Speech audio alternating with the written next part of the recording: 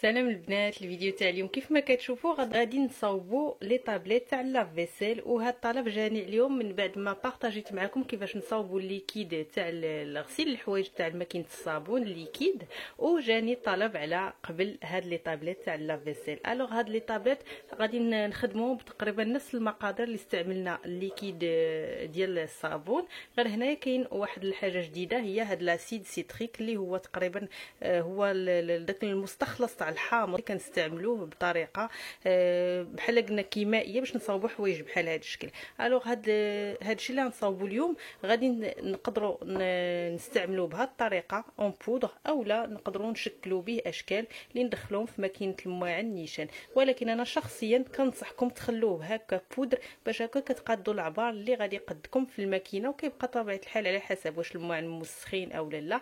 دو توت فاسون هاد المقادير كاملين اللي كتشوفوا غادي ندير لكم في صندوق الوصف اللي ما متاحينش ليه في المحلات ولا هذا، راه ندير لكم الروابط من تقدروا تشروهم. وبالنسبه للناس اللي في المغرب راه كاينين عند الدروغري، هاد لي زافير كيكونوا عند الدروغري، السيد اللي كيبيع هادشي تاع لا دروغري غادي تلقاو عنده هاد المقادير كامله. دابا نبدا نشرح لكم حاجه بحاجه ونوريكم كيفاش نصاوبوا هاد لي باستي تاع هاد لافيسيل.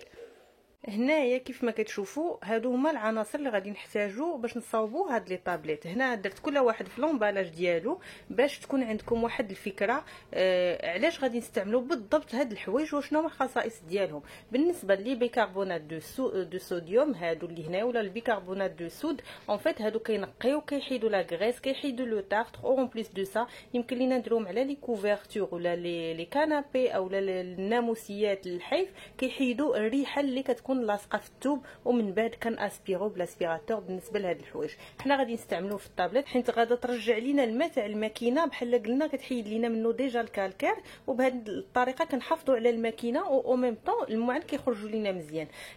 لي كريستو دو سود هادو اون فيت تقريبا ماشي تو تافي لا ميم شوز بحال لي بيكربونات، غير هادو اي سون بلوس دونجروز. هادشي كلشي اللي كتشوفوه هنا راه سي دوريجين ناتورال داكوغ، غير هادو لي في ديالهم كيف ما كنقولوا داك لا بويسونس ديالهم عاليه. هذاك الشيء علاش ما يمكنش نخلوهم حدا الدراري الصغار يلعبوا بهم اولا شي حاجه، حيتاش عندهم واحد لاكسيون كيعودوا يكشكشوا كيعودوا بحال قلنا بحال الماء القاطع. هذاك الشيء علاش هاد لي كريستو دو سود من الافضل، هما دوريجين ناتورال سيرت، ولكن ما نديروهمش البلايص اللي فيهم الدراري الصغار. هنايا غادا نوريكم بعدا هذا لو سافون دو مارسي. هذا لقيتو هاد الباكيه بحال هذا الشكل تبارك الله. ما لقيتوش عندكم غير صابونه تاع مارسي غادي تغابيوها بالغاب، هذاك الحكاكه تاع المطيشه هكا كتغابيو لو سافون دو مارسي. الا كانت عندكم صابون حجره كان عندكم بحال هكا كان احسن. هاد الباكيه راه ساويه 6 اورو في لو كلير، هذا هو الثمن باش شريتها، وفيها كيلو كيف ما كتشوفوا. وبالنسبه للاسيد سيتريك كيف ما شفتوا هو واحد لاسيد حتى هو راه ناتوريل دوريجين ناتوريل. هذا شنو كيدير؟ هذا بحال قلنا هو اللي كيحيد لينا داك الصدام اللي ماشيين كيديتارتري كيحيد لي طاش. فريمون الي تري افيكاس، وسورتو كيعاوننا في لونتروتيان تاع ماكينه الصابون باش كدوم لنا مده اطول. كيف ما شفتوا هذيك لاباستي اللي غنصاوبوها بهاد العناصر راه ماشي كتغسل لينا غير الموعن فقط، ولكن راه كتعاوننا كذلك باش نحافظوا على لا دوري دو في ديال لا ماشين ديالنا. هادو العناصر الاساسيه. وواحد العنصر اللي هو ثانوي هو الزيت، هاد لي زويل اسونسيال. انا درت هذا الموندارين، تقدروا نتوما ديروا اللي عجبكم حيت هذا الدور ديالو شنو كيدير غير ريحه في لافيسيل وصافي. تقدروا ديروا سيترون لافوند اللي كيعجبكم، اولا ممكن تقدروا تستغناو عليه ماشي ضروري. دابا ندوزو الكميه لكل حاجه شحال نحتاجو فيها. بالنسبه للبيكربونات غادي نحتاجو 60 غرام، بالنسبه للكريستو غادي نحتاجو 160 غرام، بالنسبه للاسيد سيتريك غادي نحتاجو 100 غرام، بالنسبه للصابون دو مارسي غادي نحتاجو 20 غرام بحال قلنا غير شويه فريمون ان تو بتي بو. وهذاك الزيت الاساسي هادو كنديروا شي قطرات فقط غير باش كما قلت لكم يعطي ريحه وصافي. هادو هما المقادير بالضبط اللي غادي نحتاجو. وهنا كيف ما شفتوا خرجت العناصر كلها عبرتهم. غادا نبدا بهذا الصابون دو مارسي. هذا علاش نبدا به حيتاش باقيين عندي دوك الرقائق شويه غلاط كيف ما شفتوا، خاصني نبقى عليهم حتى يعودوا ليا فريمون رقاق بزاف. بهذه الطريقه غادي كيف ما كنقولوا غادي يتندمجوا مع العناصر اللي غادا نزيد. ممكن تطحنوهم كيف ما قلت لكم، يا اما ديروهم في الحكاكه، يا اما تطحنوهم في الروبو هكا بحال كطحنوا اللوز ولا شي حاجه بحال هذيك الطريقه.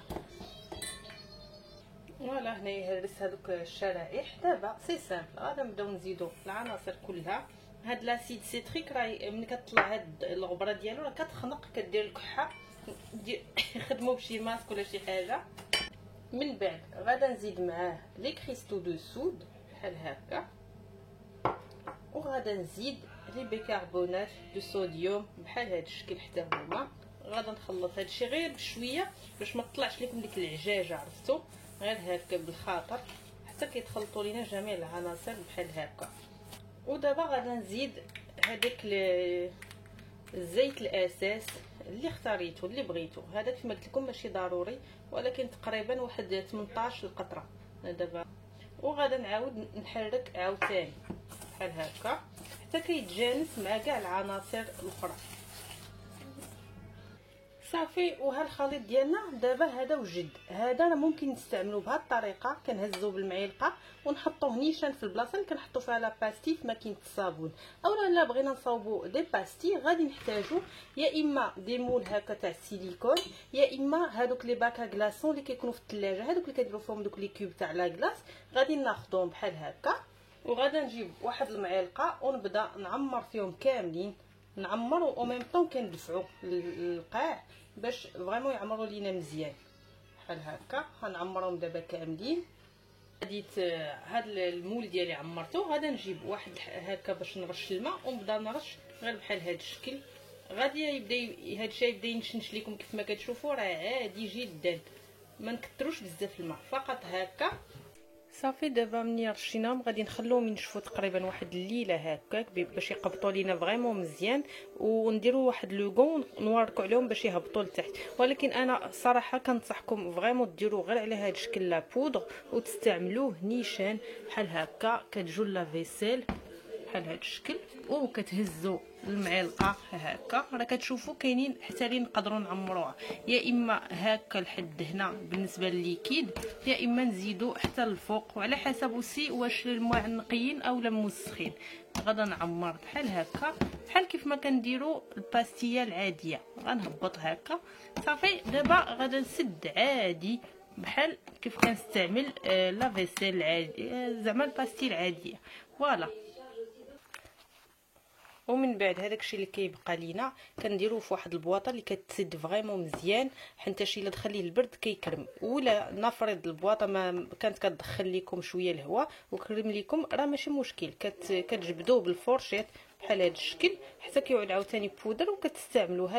هذا الخليط اللي صاوبنا اليوم راه ممكن يبقى مده 6 شهور، الصلاحيه ديالو راه كيبقى 6 شهور. فوالا، كانت هذه الفيديو تاع اليوم، نتمنى تكون فاتتكم، خليتكم على خير، والسلام عليكم.